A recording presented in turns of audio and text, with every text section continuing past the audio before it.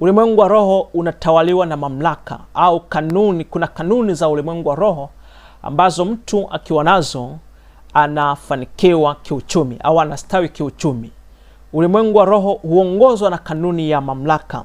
Naposemea mamlaka, ni ruhusa ya kiroho kutenda mambo fulani fulani.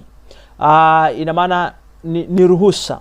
Yaani tunaposemea mamlaka ni ruhusa ya kiroho kutenda jambo fulani, au ni uwezo wa kuamuru jambo na likatokea kama ulivyokusudia.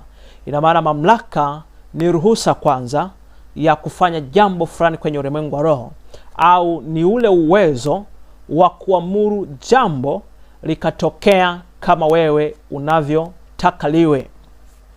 Ukisoma Marko, naomba fungua Marko sura